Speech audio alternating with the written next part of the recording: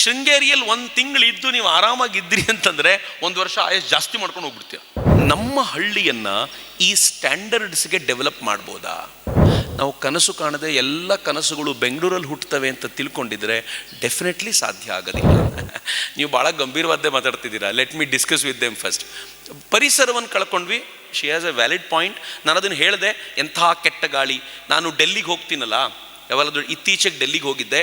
You don't believe, ಡೆಲ್ಲಿಗೆ ಹೋದರೆ ಹೆಂಗೆ ಅನಿಸುತ್ತೆ ಅಂತಂದರೆ ಯಾವಾಗ ವಾಪಸ್ ಓಡಿ ಬರಬೇಕಪ್ಪ ಅಂತ ಅನಿಸುತ್ತೆ. ನಾಗೇಶ್ ಸರಿಗೆ ಚೆನ್ನಾಗಿ ಗೊತ್ತಿರೋದು. ಯಾವಾಗ ವಾಪಸ್ ಬರೋದಪ್ಪ ಅಂತ ಹೊರಗಡೆ ಹೋದರೆ ನಿಮ್ಗೆ ಏನೂ ಕಾಣೋದಿಲ್ಲ, ಫಾಗ್ ತುಂಬಿಕೊಂಡಂಗೆ ಕಾಣಿಸುತ್ತೆ. ಆದರೆ ಅದು ಧೂಳದು. ಅಲ್ಲಿನ ಏರನ್ನು ತಗೊಂಡ್ರೆ, ನೀವು 1 ತಿಂಗಳು ಡೆಲ್ಲಿಯಲ್ಲಿದ್ದು ಡೆಲ್ಲಿ ಏರ್ ತಗೊಂಡ್ರೆ ನನಗನ್ಸುತ್ತೆ ನಿಮ್ಮ ಜೀವನದಲ್ಲಿ 1 ವರ್ಷ ಆಯಸ್ಸು ಕಡಿಮೆ ಆಗುತ್ತೆ. ಶೃಂಗೇರಿಯಲ್ಲಿ 1 ತಿಂಗಳು ಇದ್ದು ನೀವು ಆರಾಮಾಗಿದ್ರಿ ಅಂತಂದರೆ 1 ವರ್ಷ ಆಯಸ್ಸು ಜಾಸ್ತಿ ಮಾಡ್ಕೊಂಡು ಹೋಗ್ಬಿಡ್ತೀವಿ. ಹೀಗಾಗಿ ನನಗೆ ಅನಿಸುತ್ತೆ ಡೆಲ್ಲಿಲಿ ಇರೋರಿಗೆಲ್ಲ ಆವಾಗ ಶೃಂಗೇರಿ ಅಂತ ಜಾಗಗಳಲ್ಲಿ ಕರ್ಕೊಂಬಂದು 1 ತಿಂಗಳು ಬಿಟ್ಬಿಡ್ಬೇಕು ಅಂತ. ಸ್ವಲ್ಪ ಬರೀ ಗಾಳಿ ತೊಗೊಂಡು ಹೋಗಿ ಇಲ್ಲಿಂದ ಅಂತ, ಸ್ಟೋರ್ ಮಾಡ್ಕೊಳ್ಳಿ ಲಂಗ್ಸಲ್ಲಿ ಅಂತ. ಆ ಥರದ ಪರಿಸ್ಥಿತಿ, ಯು ಲೂಸ್ ಎವ್ರಿಥಿಂಗ್. ಬೆಂಗಳೂರಿನ ನೀರು ಎಲ್ಲಿಂದ ಬರಬೇಕು? ಕಾವೇರಿಯ ನೀರು ಬೆಂಗಳೂರಿಗೆ ಬರಬೇಕು. ಬರುವ ದಾರಿಯಲ್ಲಾಗಿರುವಂಥ ಎಲ್ಲ ಕಂಟ್ಯಾಮಿನೇಷನ್, ಅದು ಕ್ಲೋರಿನ್ ತುಂಬಿಸಿ ಪ್ಯಾಕ್ ಮಾಡಿ ಕೊಡ್ತಾರೆ. ನಮಗೇನಪ್ಪ, ಪಕ್ಕದ ತುಂಗೆ ನೀರು ಮನೆಗೆ ಡೈರೆಕ್ಟ್. ಏನು ಚಂದ, ಯಾರಿಗುಂಟು ಪುಣ್ಯದ ಭಾಗ್ಯ? ಯಾವ ಜನ್ಮದ ಪುಣ್ಯ ಮಾಡಿ ಇಲ್ಲಿ ಹುಟ್ಟಿದ್ವೋ ಗೊತ್ತಿಲ್ಲ. V lost it. ನೆಕ್ಸ್ಟ್ ಇನ್ನೇನು ಕಳ್ಕೊಳ್ತೀರಾ?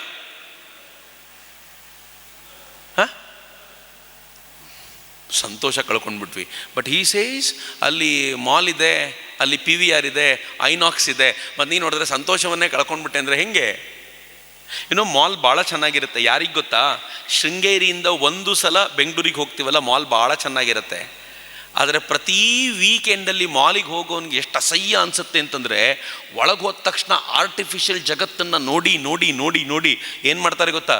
ತಿಂಗಳ ಕೊನೆಗೆ ಹೆಂಡತಿ ಗಂಡನ ಜೊತೆ ಫೈಟ್ ಮಾಡ್ತಾಳೆ. ಸಾಕಾಗಿದೆ ಬೆಂಗಳೂರು, ನನಗೆಲ್ಲಾದರೂ ಹೊರಗಡೆ ರೆಸಾರ್ಟಿಗೆ ಕರ್ಕೊಂಡು ಹೋಗಿ ಅಂತ ಆರ್ಟಿಫಿಷಿಯಲ್ ಪರಿಸರವನ್ನು ಹುಡ್ಕೊಂಡು ಬರ್ತಾರೆ.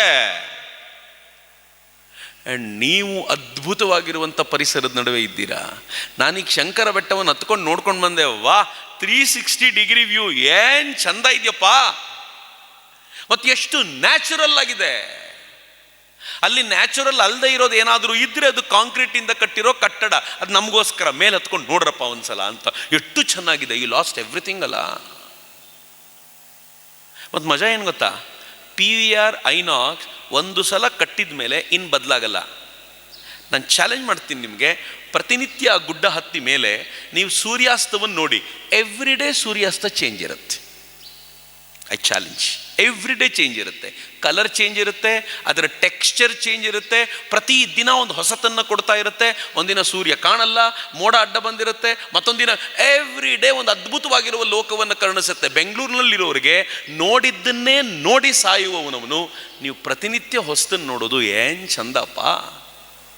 ನೆಕ್ಸ್ಟ್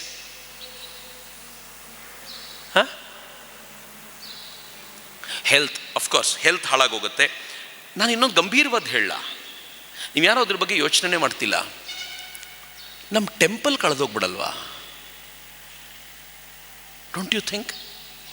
ಎಂಥ ಸುಂದರವಾದ ಟೆಂಪಲ್ಲು, ಅಕ್ಕಪಕ್ಕದ ದೇವಸ್ಥಾನಗಳು. ಬೆಂಗಳೂರಿಗೆ ಹೋದರೆ ಹಂಗೇನು ಇಲ್ವೇ ಇಲ್ಲ ರೀ.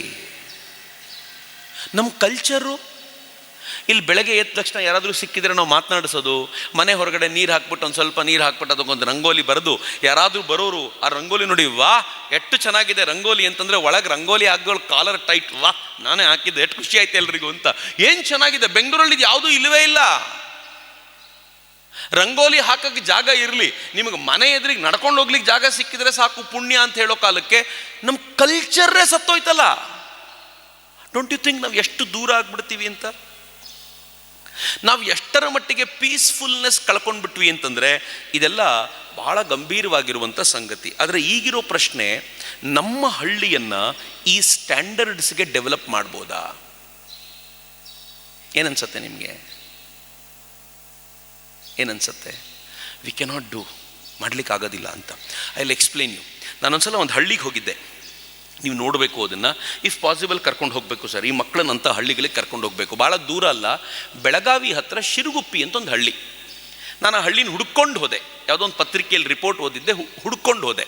ಶಿರುಗುಪ್ಪಿ ವಿಶೇಷ ಏನು ಅಂತಂದರೆ, ಒಂದು 20 ವರ್ಷದ ಹಿಂದೆ ಶಿರಗುಪ್ಪಿಯ ಹುಡುಗ ಅಂದರೆ ಪಕ್ಕದ ಹಳ್ಳಿಯವ್ರು ಹುಡುಗಿನ ಕೊಡ್ತಿರ್ಲಿಲ್ಲ. ಹಂಗಿತ್ತು ಆ ಹಳ್ಳಿ. ಹೆಂಗಿತ್ತು ಹಳ್ಳಿ ಅಂತಂದರೆ, ಆ ಹಳ್ಳಿ ಅತ್ಯಂತ ಕ್ಷುದ್ರವಾಗಿ, ಅತ್ಯಂತ ಕೆಟ್ಟದಾಗಿ, ಕುಡಿಯೋ ನೀರು ಕೂಡ ಚೆನ್ನಾಗಿರಲಿಲ್ಲ.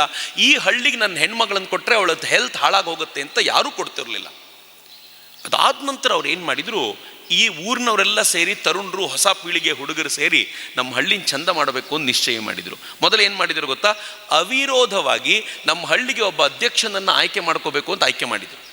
ಅವರೆಲ್ಲರೂ ಸೇರ್ಕೊಂಡು ಒಂದು ಡಿಸೈಡ್ ಮಾಡಿದರು. ಏನು ಮಾಡಿದರು ಅಂತಂದರೆ, ನಮ್ಮ ಹಳ್ಳಿಗೆ ನೀರಿನ ವ್ಯವಸ್ಥೆ ಮೊದಲು ಚೆನ್ನಾಗಿ ಮಾಡಬೇಕು, ಉಳಿದಿದ್ದೆಲ್ಲ ಆಮೇಲೆ ನೋಡ್ಕೊಳ್ಳೋಣ ಅಂತ ಎಲ್ಲರೂ ಡಿಸೈಡ್ ಮಾಡಿದರು. ಈ ಬಾರಿ ನಾವು ಇಂಗುಗುಂಡಿ ತೆಗಿಬೇಕು, ಎಲ್ಲರೂ ಪ್ರಯತ್ನ ಹಾಕಬೇಕು ಅಂತ ಇಂಗುಗುಂಡಿ ತೆಗೆದ್ರು. ಯಾವ್ಯಾವ ಬಾವಿ ಇತ್ತು ಅದರ ಮರುಪೂರ್ಣಕ್ಕೆ ತಯಾರಿ ಮಾಡಿದರು. ಆ ಮಳೆಗಾಲದಲ್ಲಿ ದೇವರ ದಯೆಯಿಂದ ಹೆಂಗಾಯಿತು ಅಂದರೆ, ಎಲ್ಲ ಇಂಗುಗುಂಡಿಗಳು ತುಂಬಿದ್ವು, ಬಾವಿಗಳು ಮರುಪೂರ್ಣ ಆದವು, ಒಳ್ಳೆ ನೀರು ಸಿಗ್ಲಿಕ್ಕೆ ಶುರುವಾಗ್ಬಿಡ್ತು ಅವ್ರಿಗೆ. ಅನ್ಇಮ್ಯಾಜಿನಬಲ್. ನೆಕ್ಸ್ಟ್ ಸ್ಟೇಜ್ ಏನು ಗೊತ್ತಾ, ಅವ್ರು ಹೇಳಿದರು, ಈ ನೀರನ್ನು ನೀವು ಯಾರು ಬಾವಿಯಿಂದ ತೆಗೆದುಕೊಂಡು ಹೋಗ್ಲಿಕ್ಕೆ ಬರಬೇಡಿ, ನಿಮ್ಮ ಮನೆ ಮನೆಗೂ ನಾವು ಸಪ್ಲೈ ಮಾಡ್ತೀವಿ ಅಂತ. ಚಳಿಗಾಲದಲ್ಲಿ ಆ ನೀರನ್ನು ಹಾಗೆ ಸಪ್ಲೈ ಮಾಡ್ತಾರೆ, ಬೇಸಿಗೆ ಕಾಲದಲ್ಲಿ ಆ ನೀರನ್ನು ಕೋಲ್ಡ್ ಮಾಡಿ ಮನೆ ಮನೆಗೆ ಸಪ್ಲೈ ಮಾಡ್ತಾರೆ. ಎವ್ರಿ ಡೇ ಅವ್ರಿಗೆ ಎಷ್ಟು ನೀರು ಬೇಕೋ ಅಷ್ಟು ಕ್ಯಾನನ್ನು ಸಪ್ಲೈ ಮಾಡುವಂಥ ಮತ್ತೊಂದು ವಿಲೇಜನ್ನು ನಾನು ನೋಡಲಿಲ್ಲ. ಅದು ಬೆಳಗಾವಿಯ ಶಿರಗುಪ್ಪಿ ವಿಲೇಜ್. ಬರೀ ಇಷ್ಟೇ ಅಲ್ಲ, ನಾನು ಅಲ್ಲಿಗೆ ಹೋದಾಗ ಎಲ್ಲ ಗ್ರಾಮ ಪಂಚಾಯತಿ ಸದಸ್ಯರು ಬಂದರು, ಅಧ್ಯಕ್ಷರು ಬಂದರು. ನಾನು ಮಾತನಾಡ್ತಾ ಅವ್ರನ್ನ ಕೇಳ್ತಿದ್ದೆ. ಕೇಳಿದಾಗ ಏನಂದ್ರೆ ಗೊತ್ತಾ, ಸರ್ ನಮ್ಮ ಊರಿನ ಜನಕ್ಕೆಲ್ಲ ಒಂದು ಅಡ್ರೆಸ್ ಮಾಡ್ತೀರಾ? ಇಮ್ಯಾಜಿನ್ ಮಾಡಿ, 3,000-4,000 ಜನ ಇರುವಂಥ ಹಳ್ಳಿ, ನಮ್ಮ ಊರಿನ ಜನರನ್ನೆಲ್ಲ ಒಂದು ಭಾಷಣ ಮಾಡ್ತೀರಾ ಊರಿನ ಜನರಿಗೆ? ನಾನು ಸುಮ್ಮನೆ ತಪ್ಪಿಸ್ಕೋಬೇಕು ಅಂತ ಈಗ ನೀವು ಊರಿನ ಜನಕ್ಕೆ ಅನೌನ್ಸ್ ಮಾಡಬೇಕು, ಮನೆ ಮನೆಗೆ ಹೋಗಿ ಎಲ್ಲರನ್ನೂ ಕರ್ಕೊಂಡು ಬಂದು ಇಲ್ಲಿ ಸೇರಿಸ್ಬೇಕು, ತುಂಬ ಟೈಮ್ ಆಗುತ್ತೆ, ಹೀಗಾಗಿ ನನಗೆ ಅಷ್ಟು ಟೈಮ್ ಇಲ್ಲ, ಹೋಗ್ತೀನಿ ಅಂತ. ಅವ್ರು ಹೇಳಿದ್ರು, ನೋ ಟೈಮ್ ಸರ್, ನೀವು 5 ನಿಮಿಷ ಕೂತ್ಕೊಳ್ಳಿ ಅಂತ ಅವ್ನು ತಗೊಂಡ ಮೈಕನ್ನು ಅನೌನ್ಸ್ ಮಾಡ್ಲಿಕ್ಕೆ ಶುರು ಮಾಡ್ದ. ಚಕ್ರವರ್ತಿ ಸೂಲಿಬೆಲೆ ಅಂತ ಬಂದಿದ್ದಾರೆ, ದಯವಿಟ್ಟು ಎಲ್ಲ ನಿಮ್ಮ ಮನೆ ಟಿ ವಿ ಆನ್ ಮಾಡಿ, ಅವ್ರಿಗೆ ಮಾತನಾಡ್ತಾರೆ ಅಂತ. ಲೈವ್ ಸ್ಪೀಕರಲ್ಲಿ ಅನೌನ್ಸ್ ಆಗ್ಬಿಡತ್ತೆ. ನಾನು ಮಾತಾಡಿದ್ದು ಲೈವ್ ಆಗಿ ಟಿವಿಗಳಲ್ಲಿ ಹೋಗುತ್ತೆ. ಗ್ರಾಮ ಪಂಚಾಯತಿದು ಲೈವ್ ಟಿವಿ ಇದೆ. I was shocked. ನೆಕ್ಸ್ಟ್ ಏನು ಗೊತ್ತಾ, ಅವ್ರು ಹೇಳಿದರು, ಬರೀ ಲೈವ್ ಟಿ ವಿಯಲ್ಲ ಅಂತ. ಇದೊಂದು ನಾನು ಹೋಗಿದ್ದೊಂದು 6-7 ವರ್ಷಗಳ ಹಿಂದೆ. ಅವ್ರು ನನಗೊಂದು ಮೊಬೈಲ್ ತೋರಿಸಿ ಅಪ್ಲಿಕೇಶನ್ ಓಪನ್ ಮಾಡಿದರು. ಅಪ್ಲಿಕೇಶನ್ ಮಾಡಿಬಿಟ್ಟಿದ್ದೀವಿ, ಈ ಹಳ್ಳಿಯವರು ಕರ್ನಾಟಕದಲ್ಲಿ, ದೇಶದಲ್ಲಿ, ಜಗತ್ತಿನಲ್ಲಿ ಎಲ್ಲೆಲ್ಲಿದ್ದಾರೋ ಅವ್ರಿಗೆ ಅಪ್ಲಿಕೇಶನ್ ಓಪನ್ ಮಾಡಿದ ತಕ್ಷಣ ನೀವು ಮಾತಾಡ್ತಿರೋದು ಅವ್ರಿಗೆ ಕಾಣಿಸುತ್ತೆ ಅಂತ. ಯಾವ ಹಳ್ಳಿ! Absolutely, they deserve clappings. Next ಹೇಳ್ತೀನಿ ಮಜಾ. ಅವ್ರು ಏನಂದ್ರು ಗೊತ್ತಾ, ನಾನು ಕೇಳಿದೆ, ಈ ಸ್ಪೀಕರ್ ಯಾಕೆ ಹಾಕಿದ್ರಿ? ಅವರಂದ್ರು, ಪ್ರತಿನಿತ್ಯ ನಮ್ಮ ಹಳ್ಳಿಯಲ್ಲಿ ಬೆಳಗ್ಗೆ 6 ಗಂಟೆಗಾದರೂ ಮಿನಿಮಮ್ ಜನ ಎದ್ಬಿಡಬೇಕು ಸರ್, ಲೇಟಾಗಿ ಮಲ್ಕೊಳ್ಳೋಂಗಿಲ್ಲ ನಮ್ಮ ಹಳ್ಳಿಯಲ್ಲಿ. ಅದಕ್ಕೆ 5:45ಗೆ ನಾವು ಮ್ಯೂಸಿಕ್ ಹಾಕ್ಬಿಡ್ತೀವಿ, ದೇವರ ನಾಮಗಳನ್ನು ಹಾಕಿಬಿಟ್ಬಿಡ್ತೀವಿ. 6-6:15ವರೆಗೂ ಎಲ್ಲ ಏಳಲೇಬೇಕು, ಹಂಗೆ ಮಾಡಿಟ್ಬಿಟ್ಟಿದ್ದೀವಿ ಅಂತ. ಎರಡನೇದು, ಎಷ್ಟು ಚೆನ್ನಾಗಿದೆ ಗೊತ್ತಾ, ನನಗೆ ಈಗಲೂ ಹೇಳಬೇಕಾದ್ರೆ ಥ್ರಿಲ್ ಹಂಗದು. ನಮ್ಮ ಊರಿಗೆ ಸಿಲಿಂಡರ್ ಬರುತ್ತೆ, ಸಿಲಿಂಡರ್ ತಗೊಂಡು ಬಂದವನು 5 ನಿಮಿಷದಲ್ಲಿ ಡೆಲಿವರಿ ಮಾಡಿ ಹೋಗ್ತಾನೆ ಅಂತ. ಹೆಂಗೆ ಅಂತ ಕೇಳಿದೆ ನಾನು. ಸಿಲಿಂಡರ್ ಬರ್ತಿದೆ ಅಂತ ಗೊತ್ತಾದ ತಕ್ಷಣ ಮೈಕಲ್ ಅನೌನ್ಸ್ ಮಾಡಿಬಿಡ್ತೀವಿ, ನಿಮ್ಮ ಮನೆಯಲ್ಲಿ ಖಾಲಿ ಆಗಿರೋ ಸಿಲಿಂಡರ್ನ ಆಚೆ ಇಟ್ಬಿಡಿ, ಅವ್ನು ಸಿಲಿಂಡರ್ನ ಬಂದು ಎಕ್ಸ್ಚೇಂಜ್ ಮಾಡ್ತಾನೆ, ದುಡ್ಡು ಇಲ್ಲಿ ತಂದು ಕಟ್ಸ್ಕೊಳ್ತಾರೆ, ಅದನ್ನೇ ಕೊಟ್ಟು ಕಳಿಸ್ಬಿಡ್ತಾರೆ. ಅವ್ನಿಗಿನ್ನೇನು ಕೆಲಸನೇ ಇಲ್ಲ. ಈಗ ಆ ಹಳ್ಳಿಗೆ ಹೇಗಾಗಿದೆ ಅಂತಂದರೆ, ಜನ ಆ ಹಳ್ಳಿಗೆ ಮೊದಲು ಕೆಲ್ಸಕ್ಕೆ ಬರ್ತಿರ್ಲಿಲ್ಲ, ಹುಡುಗಿ ಕೊಡೋದು ದೂರ. ಈಗ ಹೇಳ್ತಾರಂತೆ, ನಿಮ್ಮ ಹಳ್ಳಿಗೆ ಕೆಲ್ಸಕ್ಕೆ ಬರ್ತೀವಿ, ಒಂದೇ ಕಂಡೀಷನ್ನು, ಸಂಬಳ ಕೊಡ್ತಿರೋ ಇಲ್ವೋ, ಕುಡಿಯೋಕ್ಕೆ ನೀರು ಕ್ಯಾನಲ್ ನಮ್ಗೆ ಕೊಡಬೇಕು ಅಂತ. ಕೆಲಸದವನು ನೀರಿಗೋಸ್ಕರ ಬಂದು ಹೋಗ್ತಾನೆ ಅಂತ. ಎಷ್ಟು ಡೆವಲಪ್ಮೆಂಟ್ ರೀ! ನಾನು ಹಾಗೆ ಒಂದೇ ಅಂತ ಅನ್ಕೊಂಡ್ರೆ ಆ ಥರದ್ದು ಬಹಳ ಹಳ್ಳಿಗಳಿವೆ. ಇನ್ನೊಂದು ಹಳ್ಳಿ ಕುರಿತಂತೆ ನಾನು ಓದ್ತಿದ್ದೆ ಇದೇ ಸಂದರ್ಭದಲ್ಲಿ.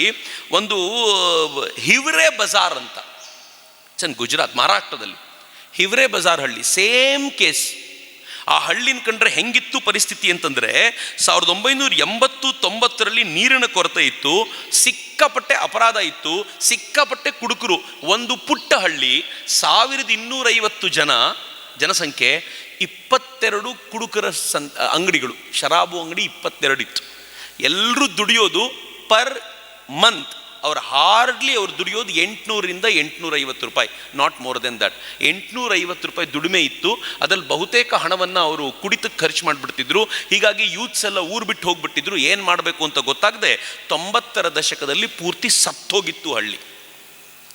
ಮಾಜಿ ಕ್ರಿಕೆಟ್ ಪ್ಲೇಯರ್ ಆಗಿದ್ದ ಆ್ಯಂಡ್ ಸೈನ್ಯದಲ್ಲೂ ಇದ್ದಂಥ ಪೋಪಟ್ರಾವ್ ಬಾಗೂಜಿ ಪವಾರ್ ಅವರ ಹಳ್ಳಿಗೆ ಬಂದ್ಬಿಟ್ಟು ಹೇಳಿದ್ರು ಈ ಹಳ್ಳಿ ಏನಾದರೂ ಮಾಡಬೇಕು ಅಂತ. ಗ್ರಾಮ ಪಂಚಾಯತ್ ಅಧ್ಯಕ್ಷರಾದರು, ಅವರು ಅವಿರೋಧವಾಗಿ ಆಯ್ಕೆ ಆದರು. ಅಧ್ಯಕ್ಷರಾದ ನಂತರ ಅವರು ಏನು ಮಾಡಿದರು, ನೀರನ್ನು ಉಳಿಸುವ ಪ್ರಕ್ರಿಯೆ ಆರಂಭಿಸಿದರು. ಅದ್ರ ಜೊತೆಗೆ ನೆಕ್ಸ್ಟ್ ಏನು ಮಾಡಿದ್ರು ಗೊತ್ತಾ, ಅವರು 22 ಶರಾಬು ಅಂಗಡಿಗಳನ್ನು ಕ್ಯಾನ್ಸಲ್ ಮಾಡಿದರು. ಹೆಂಗೆ ಡೆವಲಪ್ ಮಾಡಿದರು ಆ ಹಳ್ಳಿನ ಅಂತಂದರೆ, 850 ರೂಪಾಯಿ ಇದ್ದಂಥ ಆ ಹಳ್ಳಿಯ ಜನರ ಆದಾಯ ಇವತ್ತು ಪ್ರತಿ ತಿಂಗಳು 30,000 ರೂಪಾಯಿ ದಾಟಿದೆ.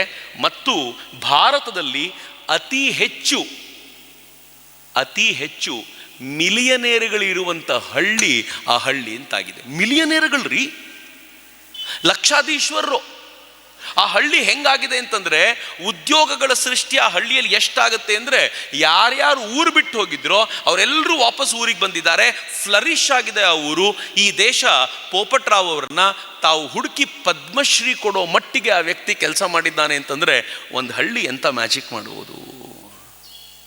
ಬಟ್ ಮ್ಯಾಜಿಕ್ ಮಾಡೋರು ಕನಸು ಕಾಣಬೇಕಲ್ಲ. ನಾವು ಕನಸು ಕಾಣದೆ ಎಲ್ಲ ಕನಸುಗಳು ಬೆಂಗಳೂರಲ್ಲಿ ಹುಟ್ಟುತ್ತವೆ ಅಂತ ತಿಳ್ಕೊಂಡಿದ್ರೆ ಡೆಫಿನೆಟ್ಲಿ ಸಾಧ್ಯ ಆಗೋದಿಲ್ಲ ಅಂತ. ಇವರೆಲ್ಲರೂ ಪ್ರಯತ್ನ ಪಡ್ತಿರೋದು ಏನು ಗೊತ್ತಾ, ಎಲ್ಲ ಕನಸುಗಳು ಬೆಂಗಳೂರಲ್ಲಿ ಹುಟ್ಟಲ್ಲ, ಕನಸುಗಳು ಬೇರೆ ಬೇರೆ ಕಡೆಯಲ್ಲೇ ಹುಟ್ಟೋದು ಅಂತ ಹೇಳುವಂಥ ಪ್ರಯತ್ನ ಮಾಡ್ತಿದ್ದಾರೆ. ಈ ರೀತಿಯ ಇನ್ನಷ್ಟು ವಿಡಿಯೋಗಳು ನಿಮಗೆ ಸಿಗಬೇಕೇ? ಹಾಗಾದ್ರೆ ಈಗಲೇ ನ್ಯೂಸ್ ಮಲ್ನಾಡ್ ಚಾನೆಲ್ನ ಸಬ್ಸ್ಕ್ರೈಬ್ ಆಗಿ, ಕೆಳಗಿರೋ ಸಬ್ಸ್ಕ್ರೈಬ್ ಬಟನ್ ಮೇಲೆ ಕ್ಲಿಕ್ ಮಾಡಿ ಉಚಿತವಾಗಿ ಸಬ್ಸ್ಕ್ರೈಬ್ ಆಗಿ. ನಿಮ್ಮ ಒಂದೊಂದು ಸಬ್ಸ್ಕ್ರೈಬ್ ಕೂಡ ನಮಗೆ ಬೆಂಬಲ, ಸ್ಫೂರ್ತಿ.